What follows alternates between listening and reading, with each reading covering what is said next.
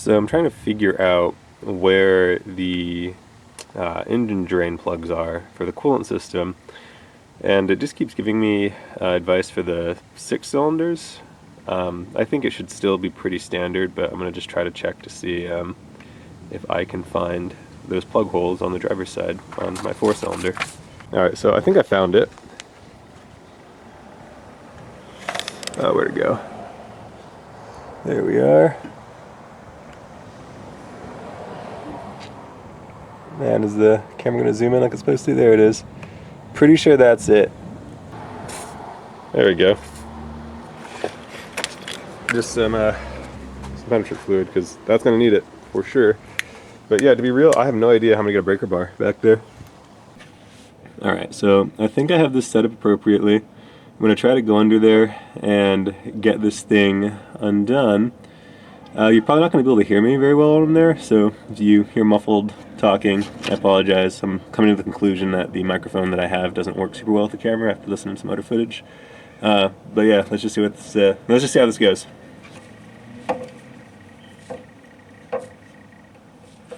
Alright, wish me luck.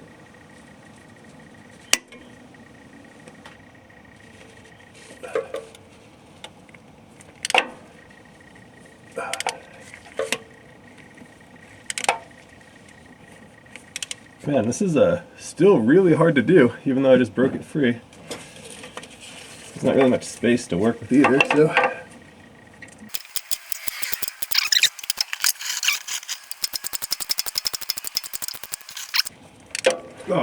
Oh, it took me.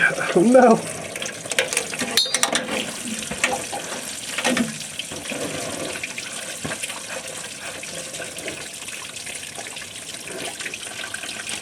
The one place I specifically requested it not to go. Let me go flush my eyes. Clear though. Let me get a shot of that before I do that. I mean, I guess you guys can already see it. Now let me go get my eyes taken care of.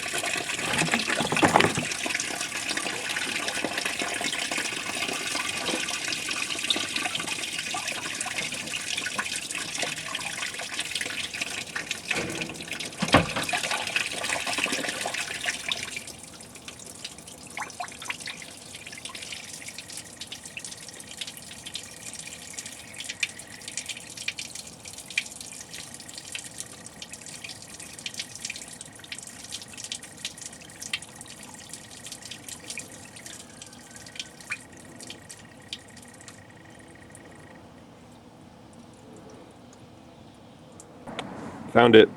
Started getting a little worried. I was watching my own videos on the camera, trying to see where it fell. Alright, there we go. Well, that's interesting. I don't know why the coolant would look that bad in other places and then just be like straight up clear from the engine itself. Odd. So I'm just going to put that back. I'm just going to hand thread this. Under normal circumstances, if you did this flush, if you want to like completely flush your engine, you'd want to hook a hose up and actually like run water through it just to like get any sediment out. I'll have to rewatch the video to see if anything came out on my end, but I'm not going to do that today just because I'm still working on getting the rest of the inside of the Jeep all in order. Like I still have to wait for that steering column to come, so I don't want tap water just sit in the engine for potentially 6 weeks, which is how long it could take for that to get here. So under normal circumstances, you'd probably want to flush that.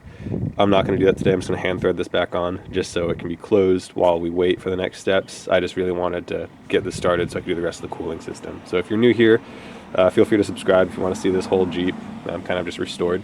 But, you know, let's go to getting the radiator drained right now. So, I mean, the rest of the coolant drain is pretty simple. You just crawl underneath your front bumper to your radiator, and if you are just doing your standard run-of-the-mill drain and fill, you can just undo your little drain bolt here.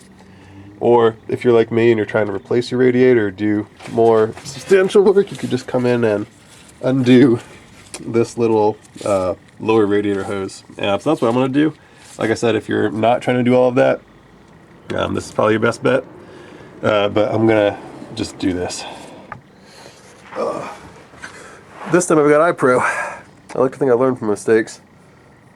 Oh no, it's a flathead and I got a Phillips. Gosh. Oh, I hope this doesn't hit the camera. I hope this doesn't hit the camera. Oh, what is that? Oh, dude. It's like, oh my God.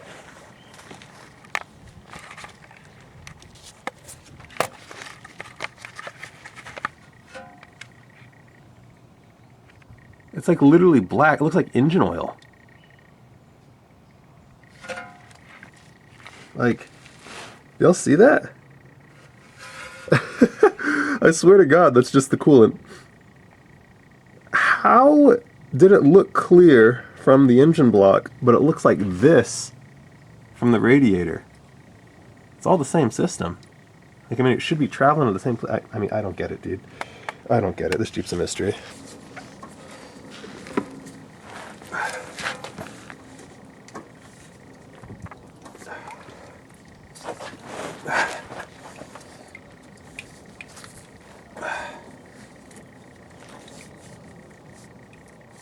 Yeah, this hose is crunchy too. It's like the other ones. Like I said, if you guys haven't seen the other videos, just feel free to go watch them or subscribe if you want to see more of this kookiness. Oh, gross. That's so gross. Now it's clear. Wait, was it just the grossness by the edge of the hose? Maybe? Maybe I'm overreacting? Be a little drama queen? Probably what's going on.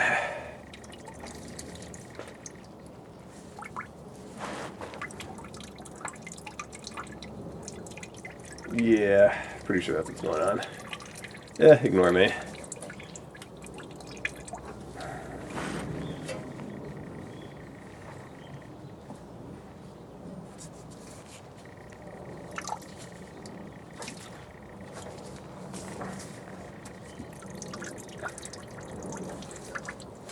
Trying to do this slowly so it doesn't spill everywhere.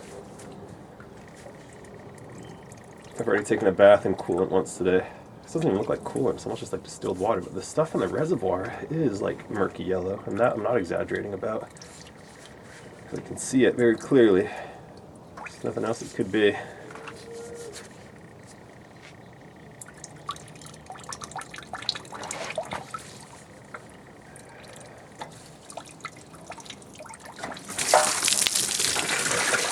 Oh, it's still got in my eyes, dude. Oh my God. Ow! Ugh.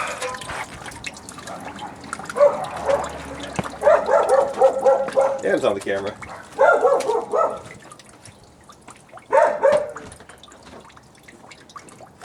So I just want to point this out for some folks, just so people don't think they got wrong information. I know on some Jeeps, there's going to be a petcock that's back here. So I think, like, you know, somewhere over here where I don't have anything like that, there's going to be like a little kind of like switch almost that you like grab and you turn to open, and then it drains from there to drain your radiator. On mine, the only thing I could see that would possibly be indicative of a drain is this. So that's why I'm telling people this is where the drain is for the radiator. Just because mine does not have a petcock. You can see nothing there, nothing there, unless it just straight up broke. But I'm fairly certain that on mine it's there. If you have a petcock, use your petcock if you don't want to disconnect your low radiator hose. But mine isn't that set up. So if you do choose to loosen that, it's a 19 mil.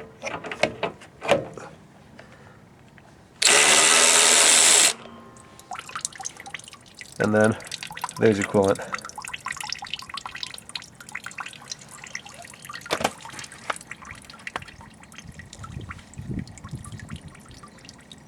It's got like a little crush washer thing on it. To be honest, I don't know whether that has to be replaced or whether it's just always there. But if you put it back and it leaks, then maybe look into replacing that. But just put it back and you're good.